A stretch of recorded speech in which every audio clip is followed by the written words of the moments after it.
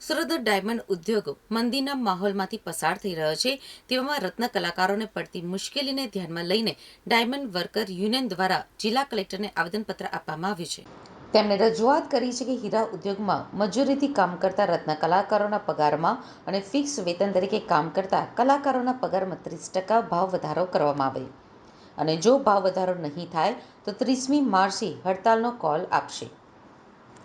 સુરત શહેરનો ડાયમંડ ઉદ્યોગ મંદીના માહોલમાંથી પસાર થઈ રહ્યો છે, ત્યારે રત્ન કલાકારોની પરિસ્થિતિ ખૂબ જ કફોડી બની ગઈ છે।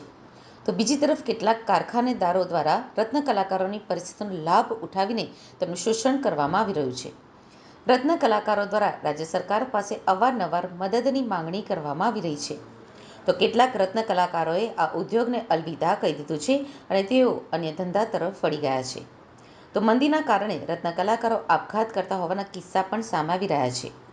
ત્યારે સુરત ડાયમંડ વર્કરના નેજા હેઠળ રત્ન કલાકારો મોટી સંખ્યામાં જિલ્લા કલેક્ટર કચેરી ખાતે એકઠા થયા હતા અને વેતનમાં 30%નો વધારો કરવામાં આવે તેવી રજૂઆત જિલ્લા કલેક્ટરને કરવામાં આવી હતી અને જો રજૂઆતનું નિરાકરણ નહીં આવે તો 30મી માર્ચથી હીરા ઉદ્યોગમાં હડતાલનો કોલ રત્ન કલાકારો દ્વારા આપવામાં આવ્યો છે।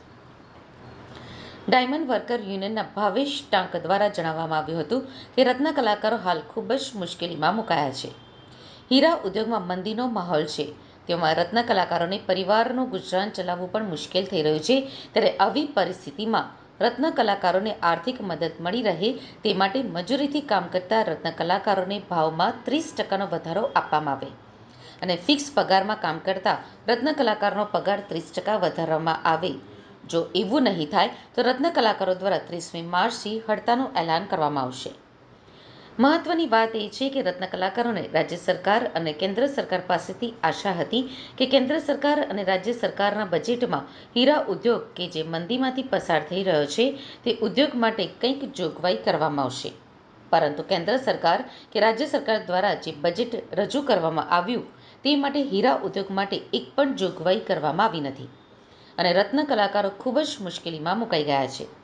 હાલ રત્ન કલાકારોની હાલત કફોડી બની છે। કેટલાક રત્ન કલાકારો તો ઘરનું ભાડું પણ ભરી શકતા નથી, તો કેટલાક રત્ન કલાકારો પરિવારનું ગુજરાન ચલાવવા માટે દિવસે કારખાને જાય છે અને રાત્રિના સમયે અન્ય ધંધા તરફ આગળ વધી રહ્યા છે। ત્યારે જે હીરા ઉદ્યોગે સુરતની ચમકમાં વધારો કર્યો છે અને સુરતને દેશ વિદેશમાં જાણીતું બનાવ્યું છે, તે જ હીરા ઉદ્યોગ હાલ મુશ્કેલીમાંથી પસાર થતો હોવાના કારણે ડાયમંડ વર્કર યુનિયન દ્વારા જિલ્લા કલેક્ટરને આવેદનપત્ર આપીને રત્ન કલાકારોની રજૂઆતોનું નિરાકરણ આવે તેવી રજૂઆત કરી છે અને જો નિરાકરણ નહીં આવે તો 30મી માર્ચથી હડતાલનો કોલ આપવામાં આવ્યો છે। આપનો પરિચય ને શું રજૂઆત સાથે આવ્યો? Diamond worker union vice president. હાલની અંદર આપ બધા જ જાણો છો કે હીરા ઉદ્યોગમાં ભયંકર મંદીનો માહોલ છે। એ મંદીના માહોલની સાથે રત્ન કલાકારો આત્મહત્યા કરવા મજબૂર બન્યા છે। ત્યારે અસંખ્ય વાર ગુજરાત અને રાજ્ય સરકારને અમે કેટલા આવેદનો આપ્યા છે, પરંતુ સરકારે અમારી વાતનો જવાબ નથી આપ્યો।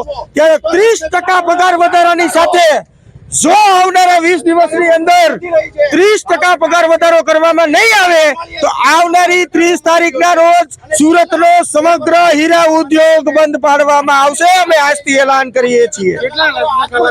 આજે 500ની સંખ્યામાં રત્ન કલાકારો આવ્યા છે। આ સંખ્યાનો વધારો કરી આવનારા દિવસોની અંદર હજારોની અંદર પણ થવાનો છે।